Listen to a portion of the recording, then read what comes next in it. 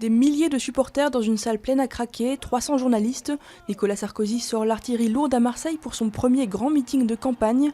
Un discours de 40 minutes dans lequel le candidat a voulu parler de son amour pour la France. Une pique au passage pour la position de François Hollande sur la finance, qu'il qualifie de Thatcher à Londres et de Mitterrand à Paris. L'armée syrienne quadrille le quartier de Madzeh à Damas, un quartier théâtre d'une contestation inédite après la mort de plusieurs manifestants. L'opposition compte mobiliser autour de ses premiers martyrs dans la capitale et appelle à la désobéissance civile. Dans le centre du pays, la ville de Palmyre est quant à elle assiégée depuis 2 semaines.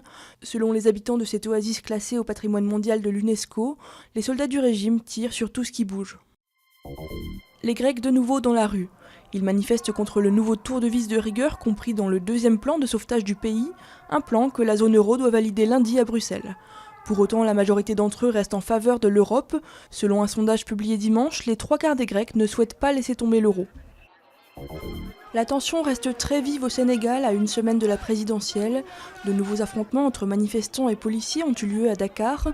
Des violences liées à la nouvelle candidature du président sortant Abdoulaye Wade que conteste l'opposition. Elles ont donné lieu ces derniers jours à des scènes de guérilla urbaine. Nicolas Sarkozy et Angela Merkel au volant d'un fourgon blindé pour sauver les pays du sud de l'Europe. La crise, mieux vaut en rire pour la petite ville de Loulé dans le sud du Portugal. Son traditionnel carnaval se place donc cette année sous le signe de la rigueur.